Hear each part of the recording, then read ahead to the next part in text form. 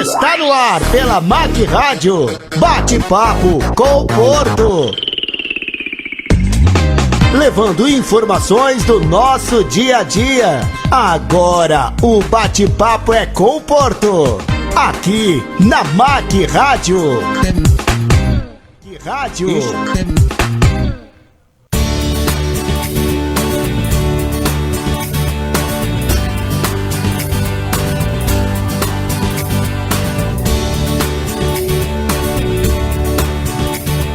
Boa tarde. Hoje estamos começando o primeiro programa do ano, né? Ou seja, o primeiro programa de 2020. Quero agradecer aí a todos os ouvintes, né? E desejar aí um ótimo, né? Ano novo, um ótimo 2020, que seja um ano bastante promissor para todos nós, né? E lembrando, né? O nosso programa hoje é um programa especial. Sempre eu costumo começar o programa início de ano e o primeiro programa, e também terminamos o programa do ano passado, né, 2019, com a mulher. E não poderia ficar diferente. Hoje também o primeiro programa do ano, né, está iniciando também com uma mulher, né? Acho que a mulher é tudo dentro da família brasileira. Temos que valorizar sempre a mulher. Gente, lembrando aí, olha, você também pode acompanhar os nossos programas, né, as nossas matérias aí pela macradio.com.br e também pelas redes sociais, né, J Porto José, ou pelas nossas páginas, né, José Porto, né, ou também pelo iTunes e também pela Spotify e o podcast, né? Então não perca, porque os programas do ano passado foram maravilhosos e esse ano vão ser melhor ainda, né? Quero desejar aqui, né, um feliz 2020 para nossa advogada aqui, a doutora Fernanda, que está aqui conosco. Quero também falar para você, ouvinte, participe, né, que hoje o programa vai estar especial demais. Nós vamos falar sobre o consumidor, vamos falar sobre a mulher, né? Então você que faz o nosso programa, aqui hoje você pode perguntar qualquer coisa aqui para a doutora Fernanda, que com certeza ela terá o maior prazer em responder. Então, doutora Fernanda, seja bem-vinda ao nosso programa aqui na MAC Rádio. O programa Bate-Papo com o Porto está ao vivo aqui para todo o Brasil e principalmente para os Poços Caldense. Seja bem-vinda, doutora. Obrigada, é um prazer estar aqui. Obrigada aí a todo mundo que nos acompanha. Eu cheguei aqui hoje falando muito de mulher, né? Eu até falei pro Porto, eu nem vou falar isso, porque senão eu vou ficar emocionada. A gente fala tanto de mulher, terminou o ano falando de mulher, começando o ano falando de mulher, e a gente vê casos, né, Porto, que são tão corriqueiros e acontecem na casa de todo mundo, né? Hoje mesmo eu comentava com o Porto de uma casa de violência doméstica na minha casa, né? Não é comigo, é com a minha mãe, né? Mas nem tenho problema nenhum de expor aqui, mas como é difícil a situação, né, Porto? De convencer a mulher que está sendo agredida psicologicamente, fisicamente, aí numa delegacia. Como é difícil essa mulher entender que ela está sofrendo abuso, né? Como ela está sofrendo violência doméstica em todos os níveis, né? Psicológico, material, físico. Como é difícil isso, né? Então a gente começa o ano aí realmente fica fazendo um alerta para as pessoas que denunciem, inclusive de forma anônima, né? Existe uma rede que dá para você denunciar qualquer tipo de caso de violência. Basta você ligar, né, a Polícia Civil para o 180, é anônimo, você pode colocar qualquer tipo de violência doméstica, agressão, existe uma campanha, Porto, que chama Não É Amor. Daí coloca que não é amor quando a pessoa é privada, né, de seus bens, objetos pessoais, não é amor quando a pessoa é chamada de expressões pejorativas para diminuir a sua autoestima, não é amor quando essa pessoa é rebaixada, quando ela se sente humilhada, isolada, perseguida, insultada, ridicularizada.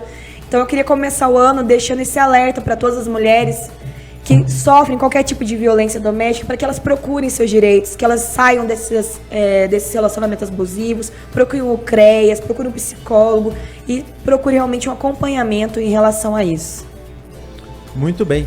O Rodrigo vai só ajustar o seu microfone.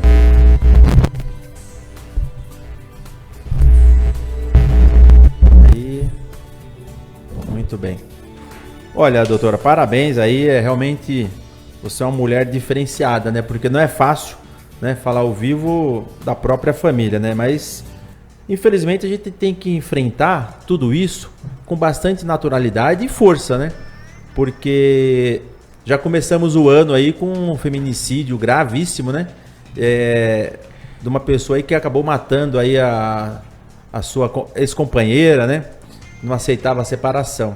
Então já começamos o ano com o pé esquerdo. Exatamente. Eu acho que na minha luta diária aí na advocacia, né? Muitas vezes a gente pega casos, né? Eu falo enquanto advogada, que a gente se solidariza com a família, né? Com aquela situação.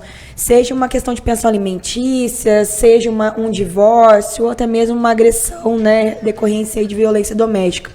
E o importante da advocacia, inclusive, é isso, né? Essa humanidade que o advogado, a advogada tem que ter para lutar com causas que pode muitas vezes também ser propícias à família da pessoa, né, Porto? Nunca na minha vida que eu ia imaginar que eu ia estar passando isso com meus 31 anos dentro da minha casa, né? Então é fácil, muito fácil isso acontecer em qualquer família, em qualquer residência. A gente espera sempre que não aconteça, mas é realmente para as pessoas terem esse alerta, verificar, né, tentar ajudar os familiares, seja mãe, tia, prima, qualquer pessoa que seja vítima de Maria da Penha, que é uma lei que demorou muito para ser construída, porque há anos as mulheres são ridicularizadas e minoradas pelos próprios companheiros, filhos, etc. Então, realmente, cabe aí o alerta, especialmente para evitar os feminicídios. Como você disse, teve caso em Campinas, que é pertinho da gente, teve caso agora aqui em Santa Rita de Caldas essa semana. Então, realmente, é um alerta muito grande para que essas pessoas não passem por esse tipo de situação. Realmente, doutora, você tem toda a razão. E é importante que, como nós estamos iniciando aqui o programa, que as pessoas se manifestem, dê a sua opinião, que eu acho que vamos começar um ano diferente, né? Vamos ser diferente. E já vou começar aqui, doutora, tem várias perguntas. Tem uma pessoa aqui que não quis se identificar, ela falou o seguinte: quando uma pessoa fica devendo, né? Quando uma pessoa fica devendo, ou seja, ela fica devedora ou devedor no banco, e o seu nome vai para o SPC, se ela pagar, depois de algum tempo, ela pagou os seus débitos nesse banco, e aí ela vai começar a movimentar novamente, né, toda a sua vida financeira nesse banco, e de repente ela precisa do empréstimo. E o banco fala: olha, você não está apta a obter esse empréstimo. Aí ela pergunta por quê. Só que o banco, a instituição financeira não responde o porquê. Aí ela fala, devolve a pergunta: pera um pouquinho, é porque eu fiquei inadimplente com o banco? Mas eu já quitei. Ele fala: não é por isso não. Eu vou abrir um chamado e depois eu te dou uma resposta. E essa resposta nunca chega. O que ela poderia recorrer ao PROCON? O que ela deve tomar? O Código de Defesa do Consumidor determina que a pessoa pode ter acesso a todos os dados cadastrais dela. Então, se ela teve uma negativa de crédito, o banco tem que informar ela por que dessa negativa, então ela tem direito, né, a receber esses dados. O banco, obviamente, não é obrigado a fornecer esse crédito, né, até mesmo porque a gente tem aquele score, né, da pontuação da pessoa. Nenhuma instituição é obrigada a fornecer esse crédito, mas o consumidor tem sim o direito de saber o porquê dessa negativa. Infelizmente, a gente vê muito isso quando a pessoa, por algum motivo, tem um nome popularmente dito como sujo, né, que é o nome negativado.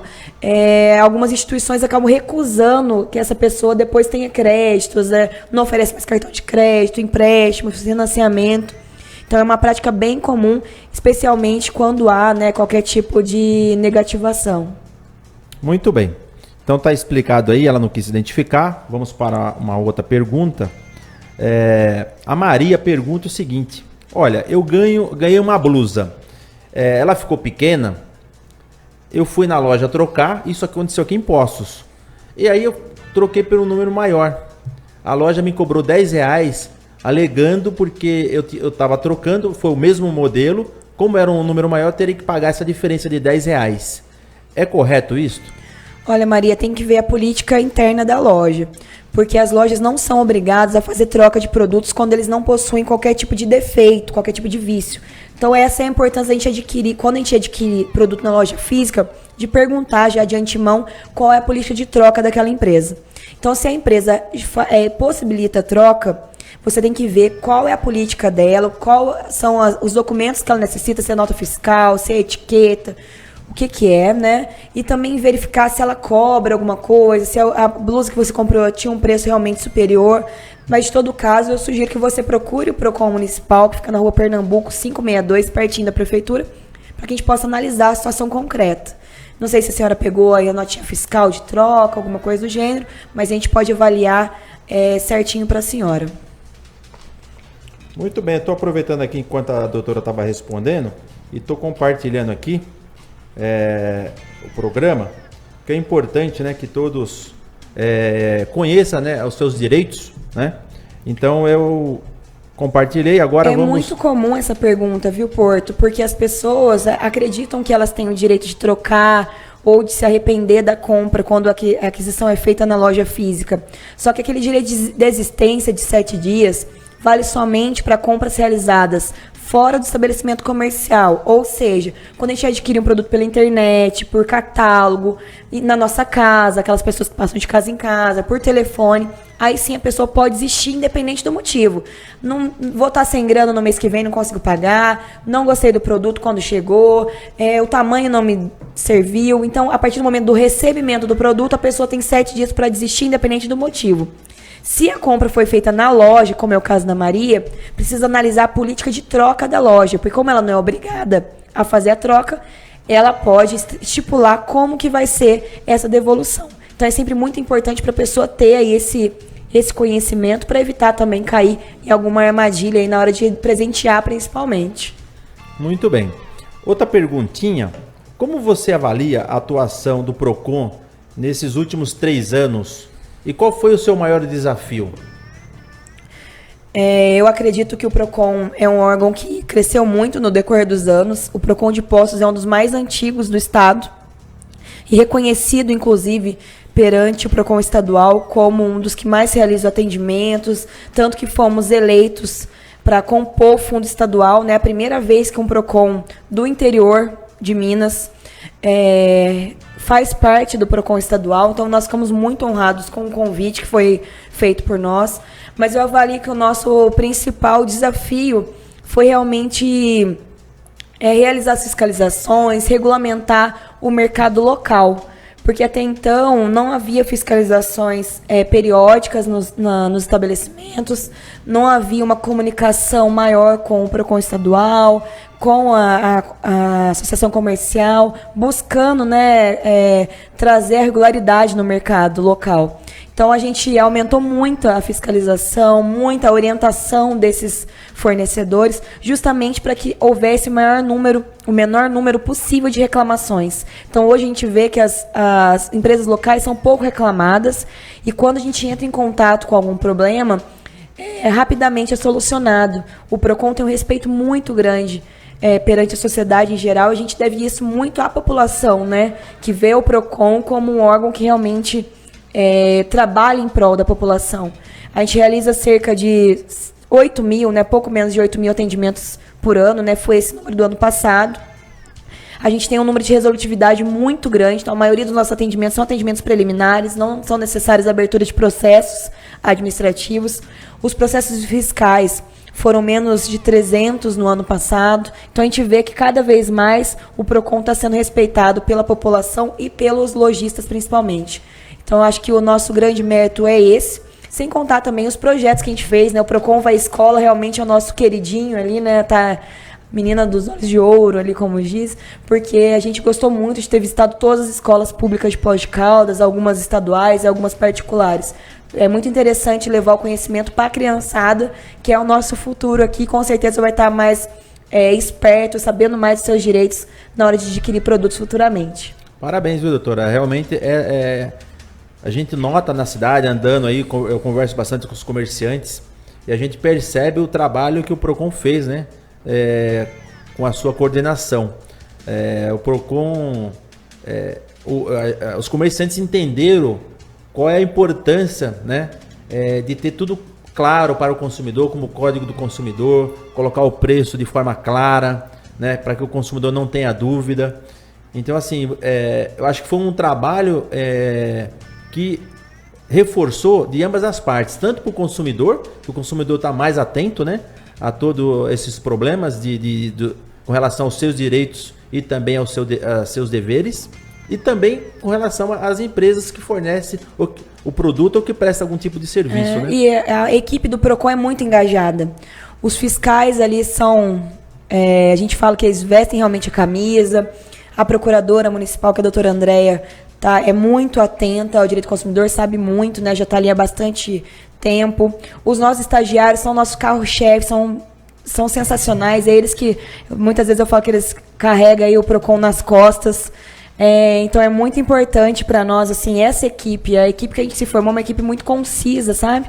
O coordenador do PROCON, Dr. Fábio, dá o maior apoio para nós. A Tânia, que é ali nossa administrativa, eu vi falando para ela que tinha que ter uma Tânia em cada secretaria, sabe, Porto? A prefeitura, nossa, a Tânia, eu vou te falar. Viu, Porto? Preciso deixar registrado aqui que a Tânia é uma funcionária exemplar. Parabéns, viu, Tânia? Parabéns aí, ó. Então, ali no PROCON, a gente tem uma equipe muito sensacional. Então, assim, o trabalho que a gente fez nada mais do que realmente estar valorizando essa equipe nossa e colocar eles realmente para fazer o trabalho que eles precisam fazer, né? Que eles foram concursados para fazer. Então, a equipe realmente é o carro-chefe ali do PROCON, é a nossa equipe. Muito bem. Parabéns aí a toda a equipe aí do PROCON e a doutora Fernanda na condução aí dos trabalhos no seu dia a dia. Gente, eu gostaria de deixar um recadinho aqui. O nosso programa, agora em 2020, começa mais cedo, a partir das 12 horas e 15 minutos. Então, nós mudamos o horário justamente para que você possa participar mais. É um horário, ao meio-dia aí, do almoço, do descanso, né? Mesmo quem almoça aí por volta das 11, 11h30, então vai ter um tempo aí para poder participar aí dos nossos programas, assistir a sua participação através de dicas ou mesmo de pergunta, né? Do seu bairro ou do seu dia a dia. Então não deixe de participar. Quero agradecer aqui a minha esposa Liliana, tá mandando um grande abraço aí para a doutora Fernanda, sucesso sempre. A Paulinha também, muito obrigado, Paulinha, aí pela audiência. O Lucas, né? O Lucas Santos, dando os parabéns aí para a doutora Fernanda, sucesso em 2020. Também quero agradecer o Gil, do meu irmão aí de São Paulo, sua esposa Vaneide. Então, um grande abraço aí, um beijo no coração de vocês aí. A Andressa também Vieira, também tá dando boa tarde aí do bairro Vila Cruz. Um grande abraço, Andressa. Doutora Fernanda, o Flávio, ele está perguntando, eu fiquei inadimplente. Bom, você já respondeu essa pergunta, mas deixa eu ver a outra pergunta aqui que eu falei, se está perguntando aqui. Eu já fiz essa pergunta, deixa eu ver. A questão da inadimplência é importante que a pessoa saiba, Porto, que quando ela pagou o débito, a empresa tem 5 dias para tirar o nome dela do cadastro de proteção ao crédito, tá? Então, se essa pessoa tiver negativada indevidamente, ela pode, inclusive, pleitear danos morais e materiais de forma judicial, né? Então, ela contrata um advogado ou uma advogada e entra com essa ação judicial pleiteando os danos pertinentes, tá? Então, é muito importante que a pessoa fique atenta em caso de qualquer tipo de negativação indevida. Essa pergunta aqui é bem parecida, muda pouca coisa, mas eu vou resumir aqui, doutora. O Flávio está dizendo o seguinte, ele também ficou inadimplente do banco, mas só que ele quitou todos os seus débitos e passaram-se aí uns 2 anos. Um amigo dele pediu para ele ser fiador, né? Aí numa empresa aqui mesmo em Poços, de moto, uma concessionária de moto. E na hora levou os seus documentos e tal, passaram-se aí 2, 3 semanas e não dava retorno para o Flávio. E aí o Flávio foi lá até o local e falou, escuta, o que está acontecendo? Aí falou, olha, o seu fiador não está apto a ser fiador. Mas por quê? Olha, nós não sabemos, só tem essa informação. São geralmente as informações internas. Realmente é uma pergunta bem parecida, porque justamente é esse cadastro interno dos bancos, né? Eles têm um cadastro que eles são compartilhados, no qual as pessoas que por algum motivo ficaram inadimplentes ou tiveram o nome negativado, acabam ficando como se fosse uma pontuação baixa ou com um alerta ali, né, de como se aquela pessoa fosse, entre aspas, um mal pagador. Então, mas de toda forma a pessoa tem direito à informação sobre o seu cadastro. Qualquer consumidor pode pedir as informações do seu cadastro à instituição financeira ou à empresa de telefonia. Eles são obrigados a fornecer tudo que o consumidor tem. Muito bem, então isso é bom saber, viu, Flávio? A Andressa está mandando aqui pelo nosso... está assinando aqui o nosso programa ao vivo. Ela está dizendo o seguinte: eu ia até fazer essa pergunta, mas aí ela já está fazendo aqui. Eu vou responder a pergunta da Andressa. Ela está dizendo assim: olha, algumas pessoas falam que mesmo se pagar o débito, ela está com o nome sujo. Após 5 anos, ela sai dessa lista. Isso procede, doutora? O que ela está querendo dizer é que quando a gente, geralmente, se você não pagou o débito e ele foi inscrito no SPC, Serasa ou qualquer empresa de negativação, depois de 5 anos existe a baixa dessa inscrição. Isso é verdade, Andressa. Depois de 5 anos, somente 5 anos pode ficar essa inscrição a partir do momento do débito, né? A partir do momento da inscrição, ele vai ficar 5 anos ativo no cadastro de proteção a crédito, mas também a empresa pode, mesmo após esse período, cobrar através de uma ação judicial. Então, mesmo se você tiver, né, essa retirada desse teu nome no SPC Serasa, a empresa pode continuar cobrando através de uma ação judicial ou extrajudicialmente. Então, vai sair apenas o teu cadastro. Então, o teu nome vai ficar, teoricamente, limpo, né, como a gente costuma dizer, mas o débito persiste. Bom, muito bem, Andressa, está respondido aí. A Roberta também pergunta o seguinte: eu tenho uma empresa e o meu funcionário é uma empresa de transporte e o meu funcionário motorista está registrado como motorista, tal. Ele bate o seu caminhão sozinho por negligência. Eu posso descontar dele?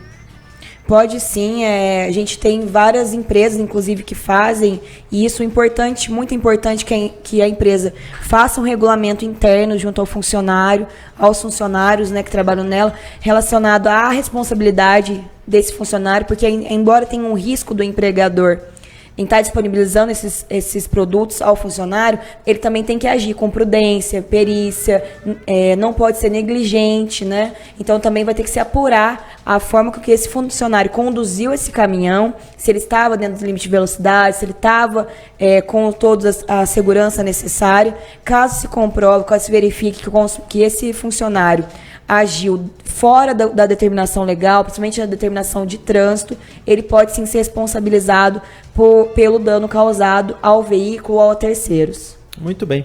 Eu quero mandar um grande abraço aqui, para dona Maria Lúcia Moscone, está ao vivo aqui assistindo com a gente. Um grande abraço, viu? Abraço, Maria Lúcia. Eu sou muito fã da Maria Lúcia. Essa também é uma grande mulher, né? Essa sim é uma grande mulher. Já foi secretária aqui na... É uma inspiração, né? Maria Lúcia é uma inspiração. Uma elegância sem igual, né? Eu sou muito fã da Maria Lúcia e do Dr. Moscone, e isso eu faço questão de falar sempre, que eu acho que todo mundo deveria se inspirar um pouco neles. Pelo menos um pouquinho, que já estaria de bom tamanho. Principalmente de coração, né? Gente, nós vamos para um rápido intervalo e depois eu tenho uma pergunta polêmica para a doutora Fernanda. Ai, meu Deus. E aquele quadro que eu tinha, a Opinião do Porto, nós vamos fazer tudo aqui ao vivo.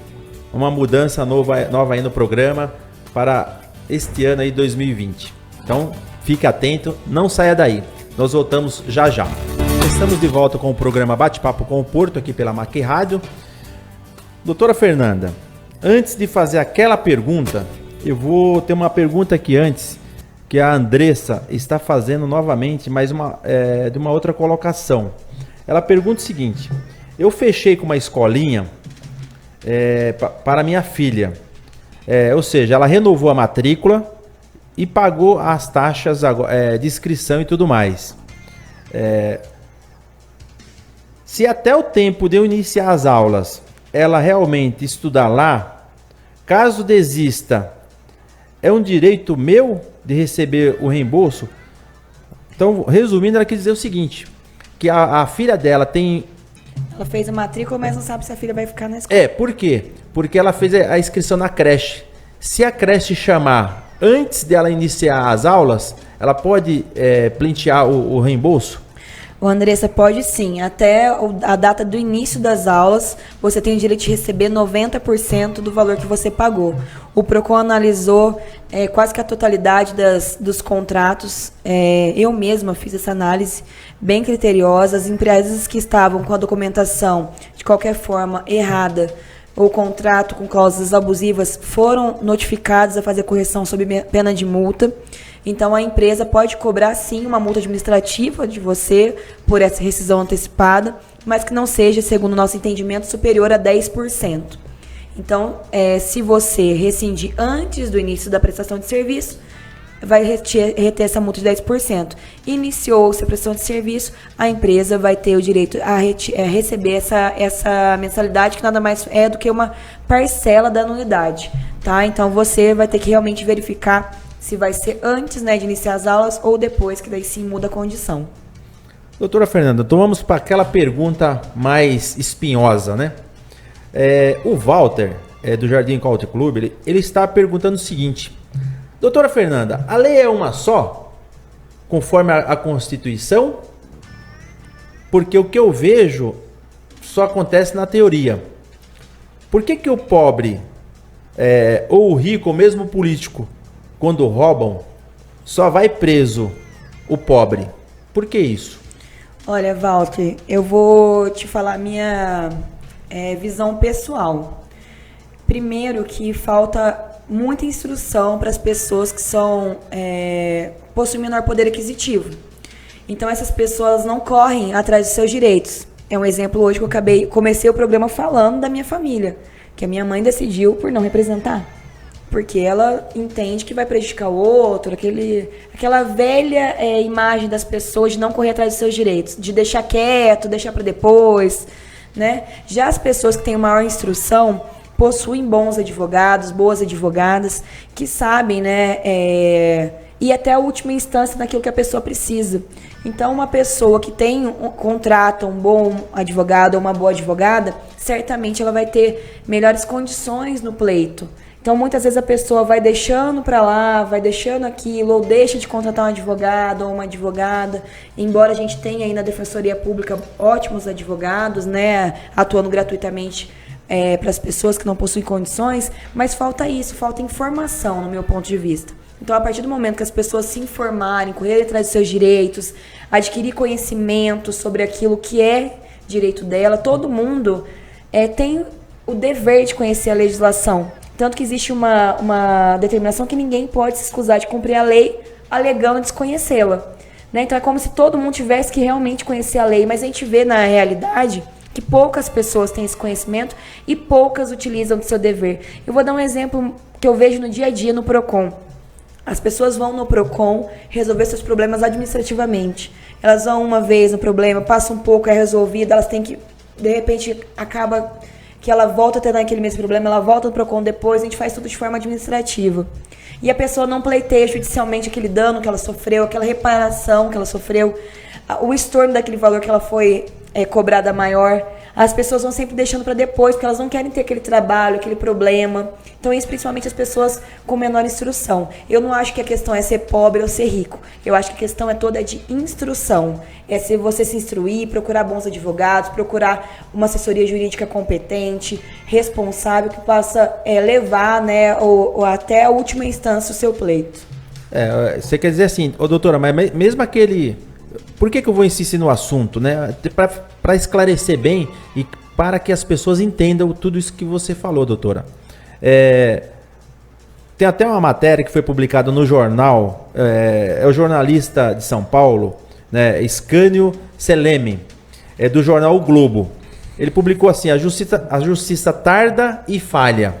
O que ele quis dizer com isso? Com a proibição de prender pessoas condenadas em segunda instância, decidiu-se que no Brasil a justiça tem mesmo que tardar. Por que isso? A menos que o indiciado seja pobre, de família sem dinheiro, para contratar bons advogados, né, a peso de ouro ou a dólar, como fazem os políticos, né?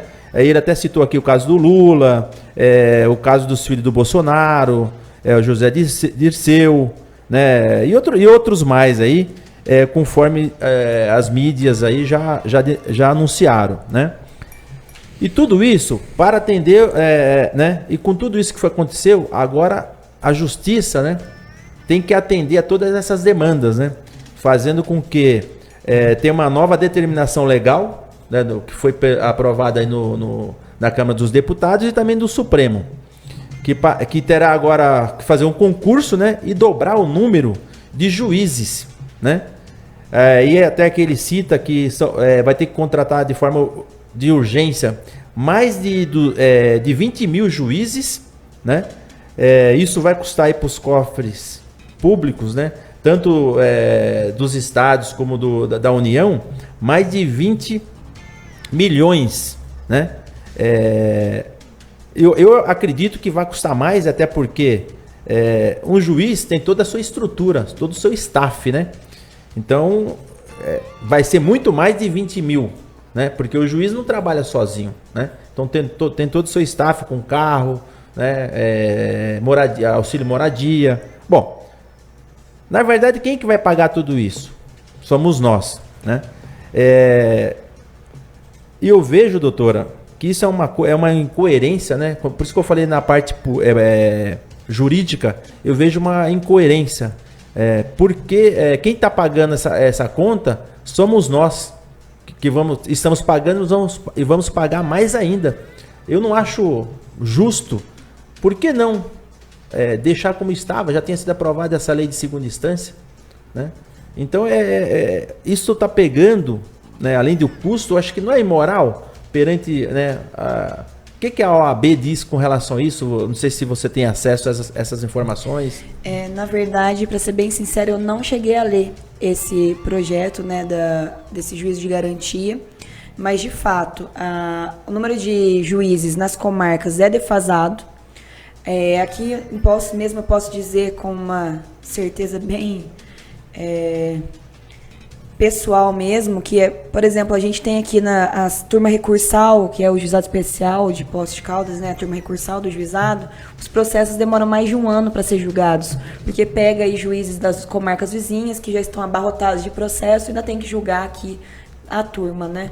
Poços de Caldas tem somente 5 varas cíveis para esse quase 180 mil habitantes. A gente tem apenas 2 varas do trabalho. Então, a despeito do bom serviço que a magistratura local faz, a gente vê que realmente o serviço aqui é sempre muito alongado. Às vezes você distribui um processo com uma medida liminar que teria que ser julgada rapidamente, ela fica 5 meses para ser julgada. Então, a gente tem sim algumas pendências, né? Seria bom realmente ter uma contratação maior de efetivo para o juiz de primeira instância, né? Agora, essa questão do juiz de garantia, eu não sei opinar assim com clareza, porque realmente não tenho conhecimento, mas independente da minha visão política, que eu acho que é bem pública, né, a minha visão política, eu sou contra a prisão em segunda instância. Eu, Fernanda, que estudei 5 anos de direito e sei o que determina a Constituição Federal, porque a Constituição é clara que a pessoa não pode ser presa até que o trânsito julgado a decisão dela.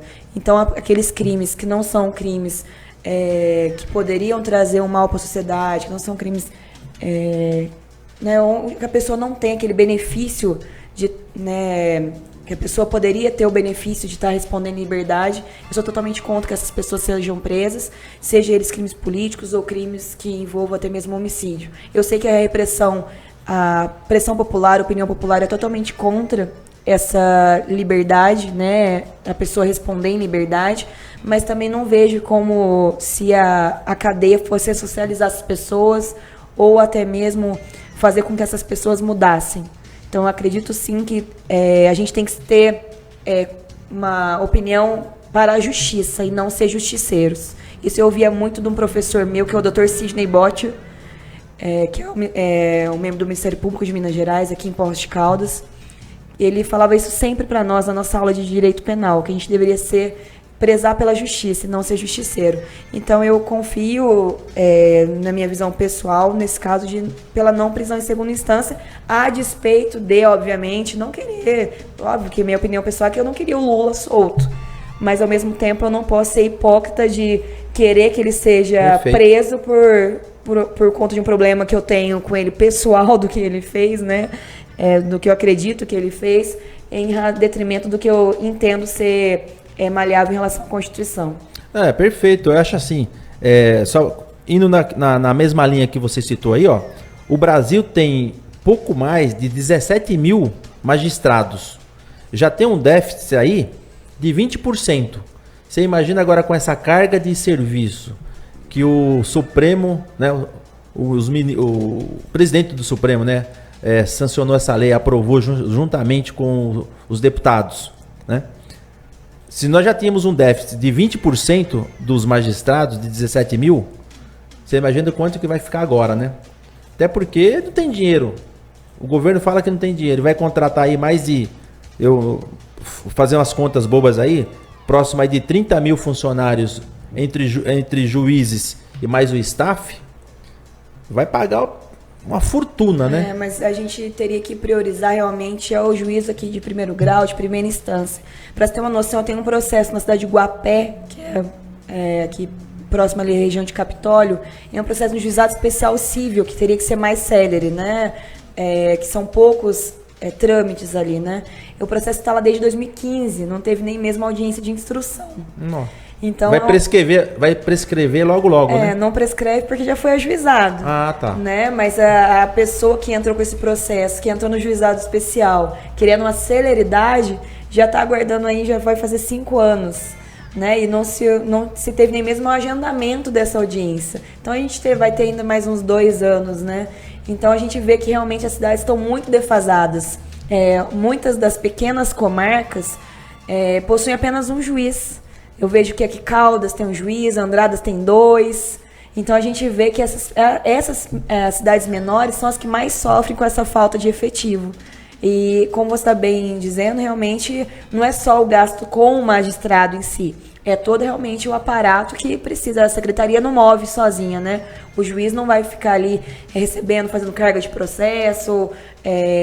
Tem, obviamente, seus assessores, né? Mas eu realmente não sei como vai funcionar esse juiz de garantia. Muito bem. De volta com o programa Bate-Papo com o Porto, aqui pela MAC Rádio. E estamos conversando aqui com a doutora Fernanda, assessora do PROCON, aqui de Poços de Caldas. Doutora, tem mais uma... Agora é uma pergunta pessoal aqui para os nossos ouvintes e para toda a população aqui Poços Caldense. Quais as dicas e os cuidados que a doutora poderia dar como orientação, né, aos consumidores com relação à compra pela internet e também por outros meios? Haja visto aí que em dezembro teve uma gama, né, de problemas, consumidores foram enganados aí por sites falsos, né? Clonados principalmente. Justamente. Então, quais as dicas, os cuidados que a doutora poderia aí orientar aí os consumidores aí? Primeiramente, se a pessoa for fazer qualquer tipo de negociação de empréstimo, Porto, que é o que a gente vê, é o que mais tem, esse tipo de golpe, nunca procure pela internet empréstimo. Empréstimo, financiamento, você deve procurar uma loja física aqui da sua cidade, garantir, né, ali aquele velho olho no olho, pegar o contrato, ler o contrato, ver a taxa de juros, está sendo cobrado. Jamais fazer depósito prévio para conseguir empréstimo. Isso é uma coisa que eu sempre digo para os consumidores que vão no PROCON, que eu já cansei de falar. Porque a gente recebe, de verdade, Porto, pelo menos 2, 3 reclamações, né, no PROCON por mês. E são pessoas que às vezes despendem de um dinheiro grande, sabe, para fazer uma contratação. Às vezes a pessoa deposita 10 mil, ou às vezes também aquela pessoa que tinha só aquele dinheirinho do salário, aqueles R$200 tá sobrando, ela vai lá e deposita, acreditando que vai ser liberada uma margem grande de empréstimo para ela. Não existe no mercado financeiro mágico mágica para conseguir empréstimo, né? Os bancos são muito seguros para oferecer empréstimo, financiamento, porque eles também querem receber, eles não querem ter prejuízo. Então, qualquer vantagem excessiva que esse consumidor, que for apresentado para esse consumidor na hora de conseguir empréstimo, financiamento, pode desconfiar e jamais, então, faça esses depósitos, principalmente em contas de pessoas físicas. Nenhuma instituição que se preze, uma instituição verdadeira, pede esse tipo de conduta, e todas as instituições que são autorizadas a fazer empréstimo ou financiamento estão listadas no site do Banco Central. Então, a pessoa, antes de fazer qualquer tipo de transação, vá até o site. E eu gostaria de lembrar também que não é porque uma empresa tem CNPJ que ela existe. As pessoas têm muita dúvida em relação a isso, porque quando elas vão fazer uma compra, falam, não, mas tinha CNPJ, eu verifiquei no site da Receita. Qualquer um pode fazer o CNPJ em 5 minutos pela internet. Inclusive, um e-mail, você se faz muito rápido, né? Muito rápido ali o preenchimento da documentação. Então, tem que tomar muito cuidado com esse tipo, né, de informação. O fato da empresa ter o CNPJ não garante sua idoneidade. Para adquirir produtos em sites conhecidos, vou citar uns aqui, Americana, Submarino, Magazine Luiza, a pessoa tem que sempre certificar que aquele site é o real. Jamais clique em anúncios do Facebook. A gente vê muitas vezes assim, Walmart, grandes promoções, uma página no Facebook. Isso é mentira, isso é fraude. A minha tia já caiu nisso. Hoje eu estou expondo muito a minha família aqui. A minha tia já caiu nesse golpe de comprar uma televisão enorme, que era, sei lá, mais de 5 mil reais por 900 reais. Isso não existe, né? Então a pessoa tem que ficar sempre muito atenta na hora de fazer compras pela internet, verificar se o site é realmente confiável, se existem reclamações daquele site, o site Reclame Aqui, você pode pesquisar a conduta das empresas, ver se elas têm reclamações, se elas respondem, se elas foram atendidas. Jamais comprar mais do que você necessita ou daquilo que você pode pagar, para também evitar cair aí num débito, né, que você acaba enrolando sua vida financeira. Jamais adquirir produtos desnecessários, a gente sempre preza pelo consumo consciente. E qualquer dúvida que a pessoa tiver, ela pode entrar em contato com o PROCON. Pode ir pessoalmente no PROCON com o nome da empresa, ou até mesmo fazer a reclamação dela pelo site do PROCON, no PROCON Online, no site da Prefeitura, ou pelo aplicativo eOuve, que foi lançado pela Prefeitura neste ano de 2019, né, no ano passado, e que é bem rápido, bem fácil. Você pode acessar aí do seu telefone, e você encaminha diretamente para nós do PROCON, até mesmo esse questionamento sobre a idoneidade da empresa. Muito bem, tá aí, gente. Eu vou fazer mais uma pergunta aqui para a doutora também. Também serve como dica aí para você, consumidor, você ouvinte. Então, vamos lá e fique atento aí ao nosso programa. Doutora, na hora de comprar um imóvel ou mesmo um terreno, quais as dicas também que a doutora poderia passar para essas pessoas? Antes de comprar imóvel rural, verificar se há uma autorização para aquele loteamento. A gente já recebeu denúncias do PROCON de loteamentos irregulares, que inclusive foram barrados, né? O Ministério Público entrou com uma ação fazendo que aqueles loteamentos ficassem indisponíveis, então a pessoa não consegue nem mesmo colocar água e luz, né? Então, primeiramente, verificar se aquele loteamento é regular junto à prefeitura de sua cidade. Na hora de comprar um imóvel, vá diretamente ao cartório de registro de imóveis, verifique se aquele imóvel está realmente no nome daquela pessoa que está te vendendo. Já faça escritura pública de venda, de compra e venda. Jamais faça somente um contratinho de gaveta. Não confie realmente em pessoas desconhecidas ou que se dizem corretores, né? Para ser corretora, a pessoa tem que ter um registro específico, né? Junto ao órgão que regulamenta, ao conselho, né, dos corretores de imóveis. Então, sempre tem esse cuidado. Na hora de adquirir imóveis financiados, verifique as condições de financiamento, taxa de juros, leia o contrato que você está assinando. Então, a precaução é sempre a melhor dica. Em caso de dúvida, você pode procurar um advogado ou uma advogada de sua confiança, verificar o contrato que está sendo feito, a idoneidade daquela pessoa que está te vendendo, se não existe qualquer ônus naquele imóvel. É importante também tirar uma certidão de ônus, porque às vezes o imóvel está hipotecado, ele já está penhorado judicialmente e você está adquirindo alguma coisa que você não... É aquele negócio, comprou, mas não levou. Né? Então a pessoa tem que ter realmente esse cuidado. É sempre mais seguro contratar um advogado ou uma advogada para estar acompanhando. Ainda mais algo de um valor tão expressivo, né? Até mesmo então, porque existem muitos estelionatários, né? Então, às vezes a pessoa tá achando ali que ela tá fazendo um bom negócio, na verdade ela tá caindo num golpe e ela não vai ela vai perder aquele pouco dinheiro que ela tem. Eu mesma atendi no Procon, outro dia um senhorzinho que tinha pego todo o dinheiro da aposentadoria dele, que tinha guardado a vida inteira, coitado, e comprou um terreno, um pequeno imóvel rural, que tinha metragem, desconformidade com a legislação, o imóvel, o loteamento não era regular, então era um loteamento clandestino. Então ele, infelizmente, não ia conseguir fazer nada, aquele loteamento estava embargado. Então é muito importante para a pessoa verificar, antes de mais nada, a condição do imóvel. Muito bem. Olha só, gente, quero mandar um abraço aqui para o Estevão, Nicolini, grande amigo nosso aí, também a Adriele Souza e também o Luca Moscone. Um grande abraço, viu, Luca? Obrigado aí pela audiência aí de todos vocês. Tá? Obrigada, tá, Estevão, pela audiência. O Estevão é um grande amigo e também o Luca. Olha só, doutora, vou fazer aqui uma colocação, também é uma opinião minha, né? O governo do Estado, né? O ex-governo do Estado, o Pimentel, do PT, ele ficou devendo aí para todos os municípios do Estado de Minas Gerais em torno de 7 bilhões, sendo que desses 7 bilhões, 6 bi é do governo Pimentel. Vamos lá. Agora o Zema, segundo ele, fez um acordo aí com todos os prefeitos, de todos os municípios aí do estado de Minas Gerais, que em janeiro agora vai pagar esse débito aí de 7 bilhões, sendo que dos 7, 6 bilhões pertence ao governo do Pimentel, como eu já disse. E o governo Sérgio, o prefeito Sérgio aqui, na verdade, está contando as horas, contando os dias. Será que realmente o governador Zema, o senhor vai pagar esses débitos? Olha, eu tenho minhas dúvidas, viu? Porque eu também conto os dias, porque meu marido é servidor público estadual, né? E mesmo depois das promessas, ainda tem recebido o salário parcelado, né? Esse mês de janeiro foi parcelado já.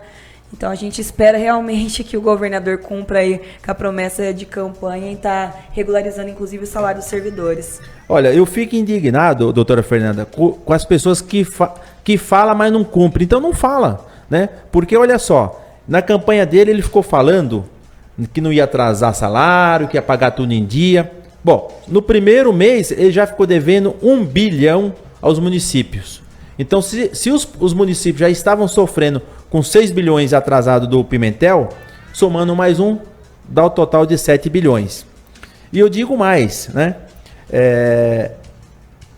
o município, gente, fica refém do Estado, porque o ICM, o Fundeb, o IPVA, você pagou todos esses impostos que eu falo, ou mesmo o Fundeb que vem do governo federal, passa sempre primeiro pelo Estado. Que o Estado, em vez de pagar o que é de direito ao município, segura, porque não foi um bom administrador com as suas dívidas, né? Então fica usando o dinheiro dos outros. Você imagina o seguinte, é como eu fazer um empréstimo e depois não querer pagar. Pera aí, gente.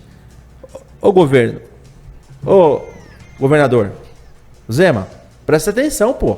Olha só.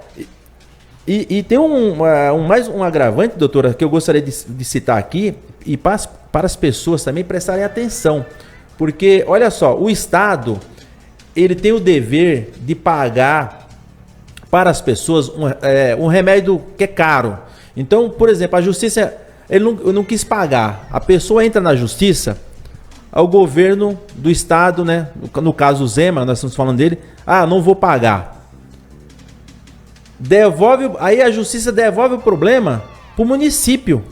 E se o município não pagar a dívida que não é dela, que é do Estado, eles mandam prender o prefeito. Pera aí, gente. Vocês percebem como os valores estão invertidos?